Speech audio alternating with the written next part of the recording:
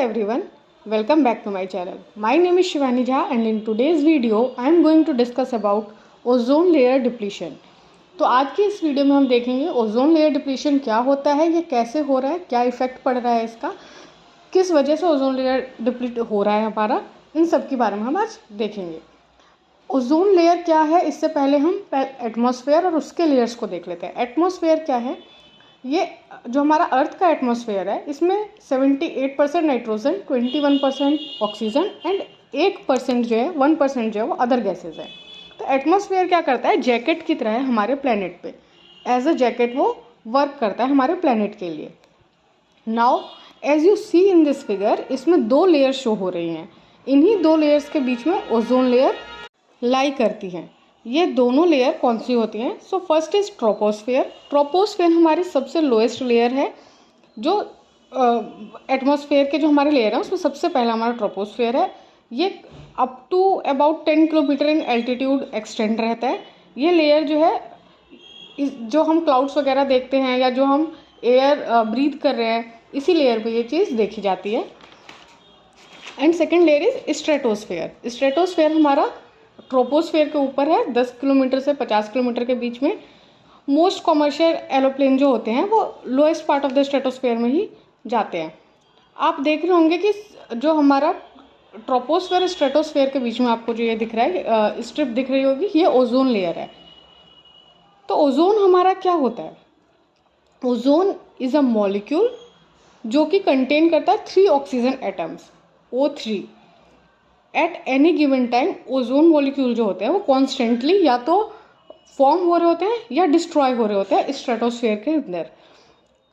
जो total amount होता है रिलेटिवली, अगर हम लॉन्ग टर्म में देखे जाए, मतलब वैसे तो किसी आप गिवन टाइम पे देखेंगे तो बहुत सारे ओजोन या तो फॉर्म हो रहे होंगे या डिस्ट्रॉय हो रहे होंगे वहाँ पे।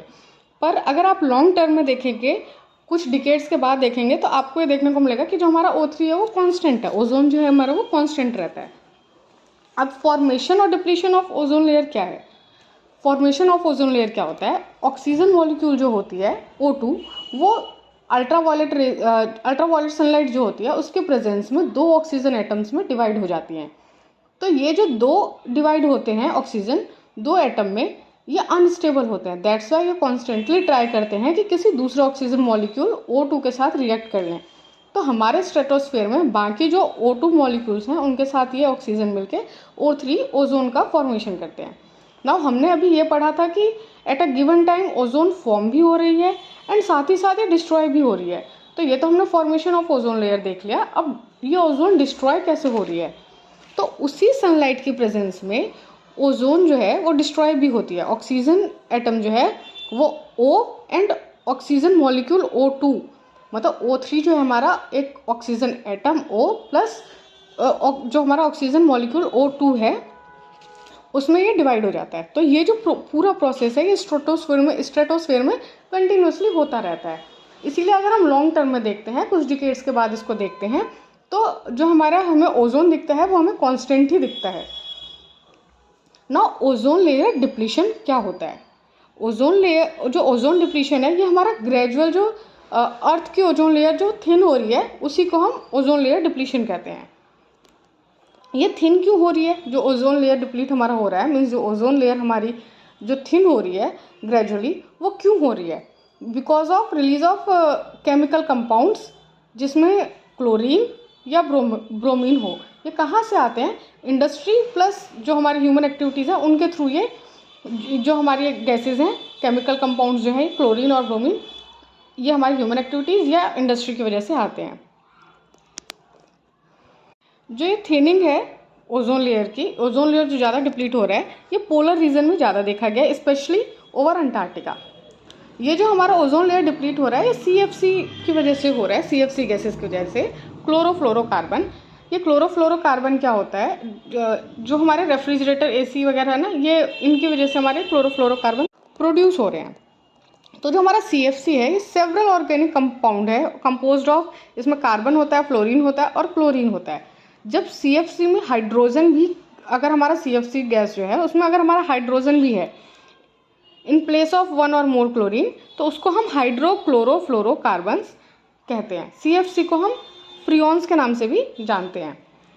नाउ जो क्लोरोफ्लोरोकार्बन्स जो है हमारे, इसमें क्लोरीन, फ्लोरीन और एक कार्बन है, ये सनलाइट के प्रेजेंस में ब्रेक हो जाते हैं।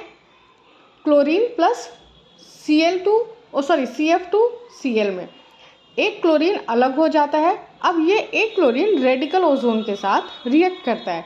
एंड एज वी नो कि ओजोन में जो 3 ऑक्सीजन है वो एक डबल बॉन्ड से जुड़ा है एंड एक सिंगल बॉन्ड से। तो ये सिंगल बॉन्ड वाला ऑक्सीजन किसी के साथ रिएक्ट कर सकता है। तो ये जो क्लोरीन रेडिकल अलग था सनलाइट के प्रेजेंस में, उसके साथ एक ऑक्सीजन जुड़ जाता है एंड एक O2 ऑक्सीजन मॉलिक्यूल बच जाता है। अब ClO फिर किसी ऑक्सीजन के साथ रिएक्ट करेगा, तब Cl फिर अलग हो जाएगा प्लस O2 बचेगा। तो ये जो क्लोरीन रेडिकल है वो एक बार रिलीज होके बहुत सारे ओजोन को तोड़ देती है, डिस्ट्रॉय कर देती है। दैट्स वाई ओजोन का अमाउंट डिक्रीज हो जाता है उस जगह पे, जिस जगह पे ये प्रोसेस चल रहा है वहाँ पे ओजोन का जो हमारा ओजोन का जो अमाउंट है वो डिक्रीज हो जाता है, ओजोन लेयर थिन होने लग जाती है। अब जब हमारा ये ओजोन लेयर थिन हो रहा है, जब ये इतनी बड़ी इशू आ चुकी है, तो इसको प्रोटेक्ट करने के लिए, अपने ओजोन लेयर को प्रोटेक्ट करने के लिए एक मॉन्ट्रियल प्रोटोकॉल को लाया गया। मॉन्ट्रियल प्रोटोकॉल जो है वो फाइनलाइज हुआ था 1987 में, बट ये फोर्स में आया था 1989 में। तो मॉन्ट्रियल प्रोटोकॉल जो है ये एक ग्लोबल एग्रीमेंट है to protect the stratospheric ozone layer. इस ग्लोबल एग्रीमेंट में, मॉन्ट्रियल प्रोटोकॉल के इस ग्लोबल एग्रीमेंट में ये बोला गया कि हमें प्रोडक्शन एंड कंजप्शन जो है ओजोन लेयर का, ओजोन का, वो दोनों ही कम करना है। ओजोन में जो जिससे भी हमारा ओजोन, जिस भी सब्सटेंस से हमारे ओजोन डिप्लीट हो रहे हैं, ODS जितने भी हैं हमारे ओजोन डिप्लीटिंग सब्सटेंसेस जितने भी हैं हमारे, CFCs, SCFCs, ये जितना भी है हमारा, जिसकी वजह से हमारा ओजोन लेयर डिप्लीट हो रहा है, थिन हो रही है उसकी लेयर, उन सब का प्रोडक्शन प्लस कंजप्शन हमें दोनों ही कम करना होगा। I hope you like this video, and if you like this video then please do like, subscribe and share this channel. Thank you for watching.